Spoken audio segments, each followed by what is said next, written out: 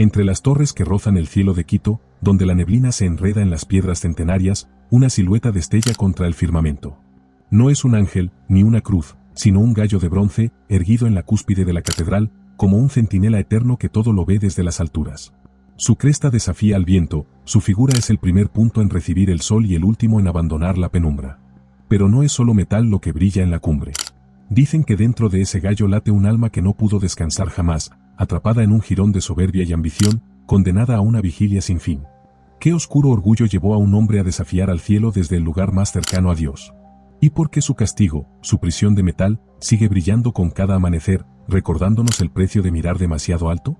Era una época en la que el sonido de las campanas tejía el tiempo, marcando las horas entre rezos y suspiros. Quito, encajonada entre volcanes y nubes, era un laberinto de calles empedradas que olían a cera derretida y a incienso espeso. Las madrugadas gélidas envolvían las fachadas blancas de las iglesias, y en el corazón de todo esto, la catedral se alzaba no solo como un monumento de fe, sino como el símbolo absoluto del poder divino en la tierra. Era el punto de unión entre el cielo y la ciudad mortal, un lugar donde cada piedra, cada vitral, era una promesa de gloria eterna. Pero en una ciudad donde cada sombra parecía arrodillarse y cada eco era un amén, hubo un hombre cuyo orgullo era más fuerte que su devoción. Un artesano, un genio del metal, cuyo nombre se ha perdido en el tiempo, pero cuya ambición quedaría sellada para siempre en lo más alto.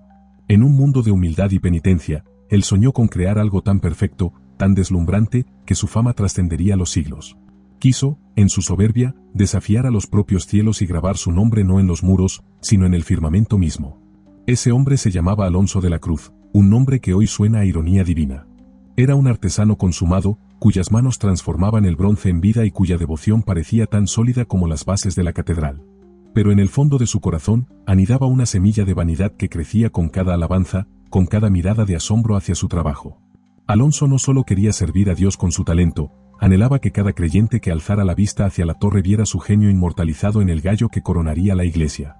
Soñaba con que esa figura, destinada a simbolizar la vigilancia de Dios sobre su rebaño, fuera también el testimonio eterno de su propia maestría. Día y noche, en la penumbra de su taller, el sonido de su martillo era un ritmo obsesivo, una plegaria torcida donde se mezclaban la fe y un profundo deseo de gloria personal. Sentía los ojos del cielo sobre él, pero en su mente no eran ojos de gracia, sino de un juez al que debía impresionar, un rival al que debía superar con la obra más perfecta jamás creada por el hombre. Su obsesión por la perfección no era ya un acto de amor, sino un desafío silencioso, y esa soberbia, invisible para todos, comenzaría a tejer su propia y eterna prisión. El encargo era claro: forjar un gallo de bronce que, desde la aguja más alta, representará la vigilancia de la fe y el anuncio de la luz frente a la oscuridad. Pero para Alonso, eso no era suficiente. En su mente, aquel gallo no sería un simple símbolo, sino su legado absoluto, una obra tan sublime que su nombre resonaría junto al de los grandes maestros por los siglos de los siglos. Y entonces, en un momento de arrogancia febril, mientras el metal candente chisporroteaba en su crisol, las palabras fatídicas surgieron de lo más profundo de su orgullo.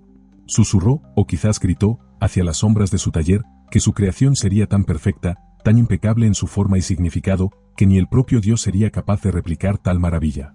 El silencio que siguió no fue paz, sino una quietud pesada y antinatural, como si el universo hubiera contenido la respiración. En ese preciso instante, algo en la atmósfera cambió. No un trueno, ni un terremoto, sino algo más siniestro, la atención de una presencia inmutable que, desde la eternidad, había escuchado su desafío. Su jactancia había cruzado un umbral que nunca debió traspasar, y ahora, algo había despertado para aceptar su reto. La noche en que todo se selló, una tormenta desgarró el cielo sobre Quito. Los relámpagos, como látigos de luz divina, iluminaban las torres de la catedral, bañando de un resplandor fantasmagórico el taller donde Alonso trabajaba en un frenesí. Sus manos, agrietadas y manchadas por el óxido y el fuego, moldeaban el metal con una desesperación febril. Y fue en el clímax de la tempestad, cuando un trueno ensordecedor sacudió los cimientos de la ciudad, que una voz surgió de entre el crepitar de las llamas y el ulular del viento. No era un sonido humano, era un eco profundo y antiguo que parecía resonar desde las piedras mismas. Esa voz le susurró una tentación, le ofrecía el don de la perfección absoluta, el poder de infundir en el bronce un brillo que deslumbraría al mundo y aseguraría su fama eterna. Pero había un precio, un intercambio macabro.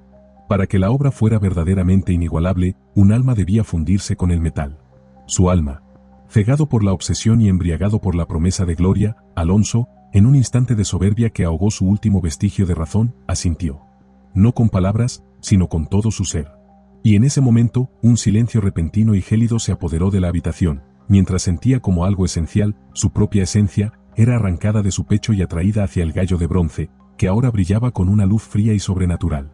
Llegó el día de la consagración, y Quito entero se congregó en la plaza, un mar de rostros elevados hacia la cúspide donde el gallo centelleaba con un dorado sobrenatural bajo el sol de la mañana. Era tan deslumbrante, tan perfecto en cada detalle, que la multitud guardó un silencio reverente, seguido de un murmullo de asombro que se elevó como una ola. Alonso, de pie junto a su creación, sintió un éxtasis vanidoso, había logrado su sueño. Pero cuando dio la espalda para descender, una fuerza invisible lo sujetó. Sus manos, que habían esculpido cada pluma, se adhirieron al metal como si se hubieran soldado a él. Un frío glacial, que no era del viento de la altitud, le recorrió las venas, helándole la sangre y apagando el aire en sus pulmones. Quiso gritar, pero solo un susurro ronco escapó de sus labios. En ese instante, un último relámpago, silencioso y cegador, cruzó el cielo despejado. Cuando la luz se desvaneció, Alonso había desaparecido. Solo quedaba el gallo, inmutable en su pedestal, pero ahora con un peso añadido que los campaneros jurarían sentir, y con un brillo inquietante, como si desde su interior, una mirada de bronce y agonía observará para siempre la ciudad. Con los años, los rumores comenzaron a tejer una leyenda oscura alrededor de la catedral. Los campaneros y monaguillos juraban que, en las noches de tormenta especialmente violentas, no era el viento lo que se escuchaba entre los truenos, sino un canto metálico y agonizante que surgía de lo alto, un kikiriki que helaba la sangre. Algunos transeúntes, al atardecer, cuando el sol bañaba el gallo con su última luz, afirmaban ver por un instante no solo la figura del ave, sino la silueta distorsionada de un hombre atrapado en el bronce, con las manos extendidas en un gesto de súplica eterna. Un sacerdote, intuyendo la profanación, subió a bendecir la torre, pero descendió pálido y callado, negándose a hablar de lo que había sentido o escuchado allí arriba. El miedo ya había echado raíces más profundas que cualquier oración. Así, con el paso del tiempo, la verdad se instaló en el corazón de la ciudad.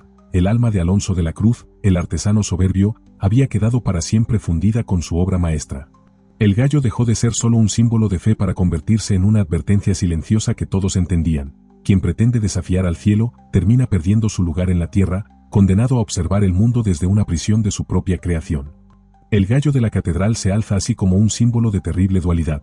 Desde la distancia, es un emblema de vigilancia espiritual, un llamado a la luz contra las tinieblas. Pero de cerca, en la intimidad de la leyenda, es el monumento de una caída, un recordatorio eterno de que la línea entre la devoción y la arrogancia es tan delgada como el filo de una navaja. Nos habla del artista que, en su búsqueda de la perfección, olvida que la verdadera obra maestra es la humildad. Esta historia no es única, resuena con el eco de otros pactos oscuros. Como Cantuña, que burló al diablo con astucia, o el propio Fausto, que vendió su alma por conocimiento, Alonso de la Cruz encarna esa tentación ancestral. Las fuerzas que acechan en los límites de lo permitido siempre parecen ofrecer lo que más anhelamos: fama, belleza, legado. Pero su moneda de cambio es siempre la misma, la única que realmente poseemos: el alma. Y el precio, como descubrió Alonso, no se paga en una vida, sino en una eternidad de frío bronce y vigilia impotente.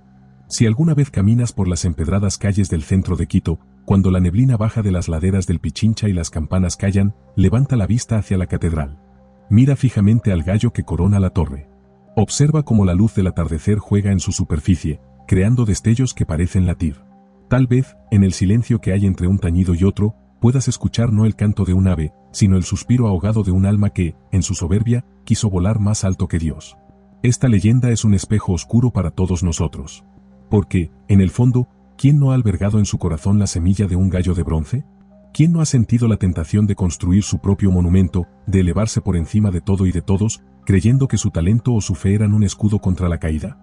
Todos tenemos un gallo que vigila desde lo alto de nuestras propias culpas y ambiciones, recordándonos el abismo que existe entre crear para glorificar y crear para glorificarse a uno mismo.